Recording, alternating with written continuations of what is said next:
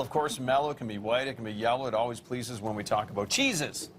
A little rhyme there. Crystal McKenzie of Peasant Cheese here this morning, dipping into the exciting world of small craft cheeses.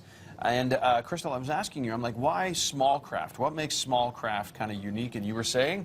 There's more flavor. More flavor to the cheeses, which is pretty cool. And so when I'm looking into a small craft cheese, are there particular parts of the world I should focus on, or are they from all over? They're from all over. You find good cheese from almost any country. Okay, okay. And the first cheese.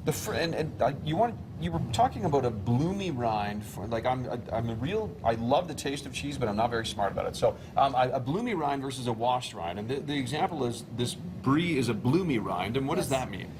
Bloomy rind is a style of cheese. So there's sort of two parts to any cheese. There's the paste, which is the creamy, delicious part, and then the rind. So different cheeses have different kinds of rinds, and that's how we identify them quite often. Okay. Brie styles are the most well-known of Bloomy rinds. Okay. So when it's got that really beautiful white paste on the outside, that's generally a Bloomy rind. And that adds flavor to it, right? Yeah, absolutely. Okay. It also contains the cheese. Oh, okay. Yeah, exactly, right? Because it is so soft. And so where's this brie from? It's from St. Elizabeth de Warwick, so just halfway between Montreal and Quebec City. Oh, okay. It's Canadian. So it's Canadian. And now a washed rind is the one right beside it. What type of cheese is that? Yeah, so it's a cheese that's been brined quite often in salt water, as this one is. This is Saint Nectaire out of France, so it's quite a rustic old cheese. And a washed rind just means it's been brined, so a different bacteria comes up on the cheese. Oh, okay. Yeah. Just a different type of thing, right? Okay, Yeah. and this one that's shaped kind of, it's like a cylinder. What type of cheese is that? That is a goat cheese out of the Loire Valley in France. Okay. It's called Saint Maur du Touraine.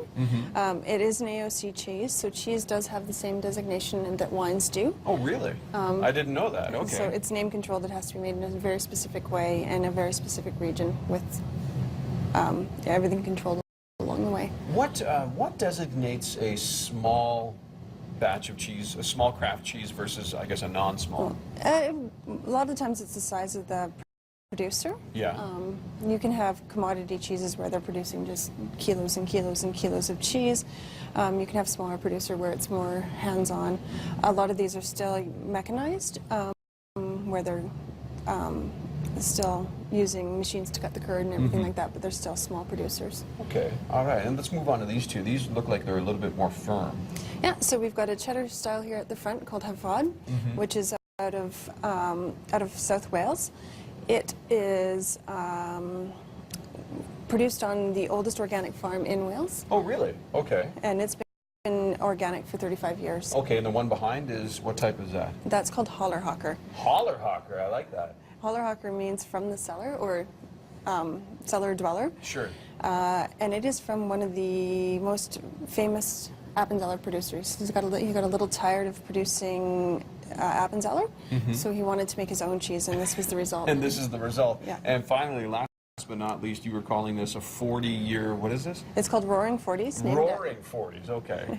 It's named after the winds that flow along the 40th parallel in Australia. Okay. So it is quite creamy. It's wrapped in black wax when you receive it, so it's quite a bit of sweetness to it as well for blue cheese. Okay, excellent. Okay, and if people want to find out more about your cheese shop, Peasant Cheese, where can we find out? We have a website called peasantcheese.com. We also have Facebook, Twitter, and we're located at 1249 Kensington Road. 1249 Kensington Road, right beside the wine store, right? Yeah, right beside Kensington Wine Market. There you go. Good stuff. That and more. All right.